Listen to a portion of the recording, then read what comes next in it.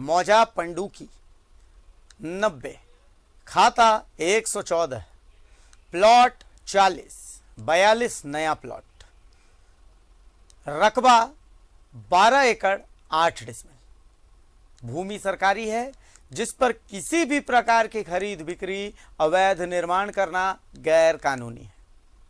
एक उक्त भूमि पर खरीद बिक्री करना गैर कानूनी है। नियमानुसार विधि सम्मत कार्रवाई की जाएगी।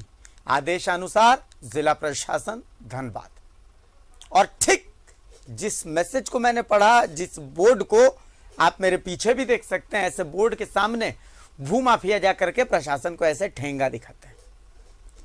ये जो मैसेज मैंने पढ़ा, ये बात हम थोड़ी कह रहे हैं, बल्कि सरकारी अफसरों द्वारा जमीन पर लगाए गए बोर्ड पर लिखा है, जिसकी तस्वीर आप देख भी रहे हैं। बावजूद इस आदेश को भूमाफिया ठेंगा दिखा रहे हैं। कैसे ठेंगा दिखा रहे हैं, इसे समझिए हमारी इस रिपोर्ट के जरिए। प्रखंड और पंडुकी पंचायत के पांडेडीह में सरकारी जमीन है, जहां के निवासी वीरेंद्र चंद्र पांडे ने जमीन कारोबारी कृष्ण मुरारी चौधरी और बिल्डर मुकेश यादव हरधन पांडे पर गुंडागर्दी कर गोचर सरकारी भूमि को बेचने और कब्जा कर अवैध निर्माण का आरोप लगाया। जिले के उपायुक्त को इसे लेकर एक आवेदन भी दिया गया है। आवेदन में सरकारी जमीन की हो रही लूट से सरकारी जमीन को बचाने की अपील की गई। 85 साल बंधु बाबा को दान दिया हुआ जगह है, खेती करके खाने के लिए गोचर जगह है, गोचर जगह है। और उसमें से एगो जैसे भूमि माफिया जैसे कृष्ण मुरारी चौधरी और गुंडा के माध्यम से एगो मुकेश यादव गुंडा बाहर से, और एगो लोकल गुंडा हराधन पांडे जो है से विचित्र वाला काम कर रहा है। खाली जमीन घेरवाने का, अब 15,000 मनधन का खेती को बर्बाद कर दिया है। और नरेगा का 2 तालाब भी था, उसको भी लेवलिंग कर दिया है। पंडुकी निवासी वीरेंद्र चंद्र पांडे की माने तो 1482 में राजा के द्वारा बंधु बाबा को पूजा पाठ करने के एवज में करीब 30 एकड़ जमीन खेती कर जीविका पालन के लिए दी गई थी। पर पिछले कुछ साल में भूमाफियाओं के द्वारा स्थानीय कुछ दलालों के माध्यम से पश्चिम बंगाल के डीड के आधार पर पावर देकर जमीन को बेचा जा रहा है। कुछ माह पूर्व उपायुक्त के आदेश पर उक्त जमीन पर 3 जगह सरकारी आदेश के बोर्ड भी लगाए गए थे, पर उसे भी भूमाफियाओं ने उखाड़कर फेंक दिया और करीब 5 एकड़ जमीन पर रातों रात घेराबंदी कर भवन का निर्माण करा दिया। तो घेरा है मैंने कृष्ण मुरारी चौधरी मेन है, भूमि माफिया है, मुकेश यादव है बिल्डर, और हराधन पांडे और कह के यहाँ पर गुंडा जो है लोकल गुंडा के माध्यम से घेरा गया है। कम से कम 30 एकड़ से ऊपरे जगह लेके जा रहा है। यहाँ का तो ब्राह्मण और गरीब लोग को तो कुछ समझ में नहीं ना है। आसनसोल कलकत्ता यहाँ पावर कराता है और रजिस्ट्री कराता है, और जानकारी नहीं होता है गरीब को, और इसमें पैसा कुछ नहीं देता है। खाली रैयत वाला को 1 डिसमिल और 50 डिसमिल भर देता है गैराबाद को करके, ऐसे करके मैंने जमीन को हड़प रहा है। श्रीमान उपायुक्त को दिए हुए हैं आवेदन। क्या कहा उपायुक्त ने? उपायुक्त ने बोला कि जिस तरीके से वो बाउंड्री रात किए हैं वो किया है, उसी तरह से बाउंड्री को उखाड़ के फेंक दिया जाएगा। हम लोग को मौजा नंबर 90 है, खाता नंबर 114 है पुराना, और नया में 203 अनेक है, 7 बहुत सा है। समूचा हम श्रीमान उपायुक्त महोदय से को दिए हुए हैं, और उपायुक्त महोदय से और ये अनुमंडल पदाधिकारी से भेंट हुआ। जिले के उपायुक्त ने इस मामले में छानबीन कर विधिवत कार्रवाई करने का आश्वासन दिया।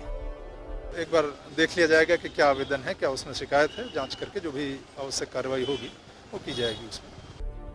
बहरहाल इतनी बड़ी सरकारी जमीन का यूं लूट बगैर सरकारी अधिकारियों और कर्मचारियों के मिलीभगत के संभव ही नहीं है। लेकिन भूमाफियाओं की दबंगई ये साबित करती है कि सरकारी आदेश उनके ठेंगे पर रहता है। लेकिन सोचने वाली बात यह होगी कि आखिर ये जमीन की लूट रुकेगी। न्यूज़ 11 भारत के लिए धनबाद से सहयोगी बंटी के साथ अरुण बर्नवाल की रिपोर्ट। अरुण बर्नवाल हमारे साथ धनबाद से जुड़े हुए हैं। अरुण बर्नवाल, बोर्ड तो साफ साफ आवश्यक सूचना बता रहा है, लेकिन इस आवश्यक सूचना को भूमाफिया गैर आवश्यक बना ही चुके हैं। बाउंड्री खड़ी हो गई है, प्रशासन को कुछ पता ही नहीं चला है, तो मतलब इस बोर्ड को भी फिर हटा ही देना चाहिए प्रशासन को। फिर मतलब क्या बन जाता है? क्या मामला है अरुण बर्नवाल, थोड़ा समझाएं। देखिए अभिषेक, ये जो हम लोगों ने जब वहाँ पे पंडुकी का जो निरीक्षण किया, तो ये जो पंडित जी जो है विनाश चंद्र पांडे जी, इनकी जो कथा को सुने, इनकी जो भर्सन को सुने, तब समझ में आया कि जो देखिए ये सरकारी आदेश को भी ये भूमाफिया किस तरह ठेंगे पे रखते हैं। क्योंकि ये जैसा कि वो पांडे जी बता रहे हैं कि ये गौचर की ज़मीन है, सरकारी ज़मीन है और बहुत बड़ा एक जंक है जो पूरी तरह से सरकारी है और वहाँ गौचर किया जाता है। लेकिन उसके आसपास जो कुछ ज़मीनें हैं जो रैयत है, तो अब इन भूमाफियाओं का खेल देखिए, उन रैयतों से तो 1-2 डिसमिल ज़मीन खरीदते हैं, लेकिन उसी खाता प्लॉट के आधार पर वे लगभग 50 डिसमिल 1 एकड़ तक की ज़मीन वो सीधे कब्जा कर ले रहे हैं। तो आप समझ सकते हैं जो ये इतना बड़ा जो खेल है वो बगैर अधिकारियों की मिलीभगत के तो कतई संभव नहीं हो सकता है।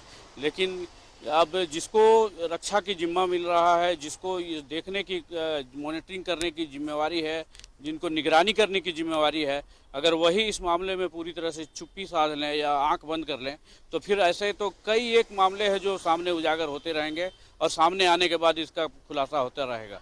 तो यहाँ पे ये जो गोविंदपुर का इलाका जो है ऐसे भी बदनाम है कि यहाँ पे अगर आप पहुँच है, आपके पास पैसे का है आपके पास, तो आप मिल भगत करके आराम से किसी भी सरकारी ज़मीन पर या जीएम लैंड पे आप कब्जा बना सकते हैं। तो उसी का एक नमूना ये वानगी है। अब देखने वाली बात है कि उपायुक्त ने इस संदर्भ में तो कहा है, जिस तरह के वो ग्रामीण ने कहा है कि वो कई बार जिला प्रशासन को, डीसी को, एसडीओ तक अपनी आवेदन दे चुके हैं, लेकिन अभी तक उस पर किसी तरह की कोई पहल नहीं की गई है। लेकिन आज जब हम लोगों ने इस बात से जिले के उपायुक्त को रूबरू कराया, तो उन्होंने माना है कि आवेदन है, लेकिन किस तरह के आवेदन है, क्या है, देखते हैं, और अगर गलत हुई तो निश्चित रूप से कार्रवाई होगी। तो देखा जाए अब आगे क्या किस तरह की कार्रवाई होती है। इसे लेकर के अरुण एक सवाल ये बनता है, जैसा कि पांडे जी बता रहे थे कि भाई पूरी बाउंड्री बन गई। अब बाउंड्री एक दिन में तो बनी नहीं होगी, बाउंड्री बनने में एक लंबा समय लगता है। मैं मान लेता हूं कि चलिए दिन रात भी काम लगाया होगा तो 2 दिन 3 दिन तो लगे होंगे। तो क्या इस दौरान प्रशासन कान में गर्म तेल डाल करके ही सो रहा था? बिल्कुल एकदम नहीं, मतलब ऐसा लग रहा है कि प्रशासन को क्लोरोफॉर्म ही सूंघा दिया गया है क्या, कि पूरी की पूरी बाउंड्री बन गई और किसी को कोई जानकारी ही नहीं है? कमाल की बात है ये अरुण। देखिए, मैं वही बताया था जैसा पहले अभिषेक, कि ये बगैर मिली भगत के या बगैर उनके जानकारी के इस तरह का रातों रात एक दिन में इतनी बड़ी बाउंड्री तो तैयार हो नहीं सकती है। इसके लिए कुछ दिन तो जरूर लगे होंगे, और उस बीच जिला प्रशासन के पदाधिकारी कहाँ थे या गोविंदपुर अंचल के पदाधिकारी कहाँ थे, लोकल पुलिस कहाँ थी, क्योंकि वो पांडे जी के हिसाब से तो उन्होंने सभी तक इस बात की सूचना पहुंचाई कि इस तरह का जो गोचर ज़मीन है, सरकारी ज़मीन है, उसको लूटा जा रहा है भूमाफियाओं द्वारा, और वहाँ पे एक बिल्डर के द्वारा उस पर अवैध निर्माण कराया जा रहा है। अब उसको कैसे उस अवैध ज़मीन को कैसे वो जायज़ बताएगा, ये तो सरकारी अधिकारियों के दाव पेच के बाद उसको वो पूरा करके बेचने का, और करोड़ों की ज़मीन जो है वो रातों रात बेचकर वो लाल हो सकता है। तो अब ये तो तय है कि बगैर अधिकारियों की जानकारी के ये कतई संभव नहीं है, और ये जानबूझ के, मतलब एक होता है कि आप नींद में हो और एक सोने का बहाना कर रहे हो। तो यहाँ पे जो गोविंदपुर की जो स्थिति है, ये सोने का बहाना करने वाली बात है कि आपको जगाया जा रहा है लेकिन आप जाग नहीं रहे हैं, क्योंकि आप नींद में है ही नहीं, आप सिर्फ सोने का नाटक कर रहे हैं। वही कुछ हाल गोविंदपुर का है। जी चलिए, बहुत शुक्रिया अरुण बर्नवाल इस तमाम जानकारी के लिए।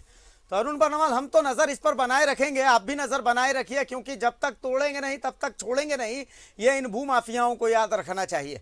हमारी नज़र तो इस ज़मीन पर ज़रूर बनी रहेगी, चूंकि अगर सरकारी गोचर ज़मीन पर कोई कब्जा करना चाहता है, सरकारी संपत्ति कोई लूटना चाहता है, तो कम से कम न्यूज़ 11 भारत के रहते तो ऐसा संभव नहीं है। अगर हमारी नज़र में है तो हम उसे लेकर के अपना काम जरूर करते रहेंगे, आवाज़ हम जरूर उठाते रहेंगे। बहुत शुक्रिया अरुण बर्नवाल।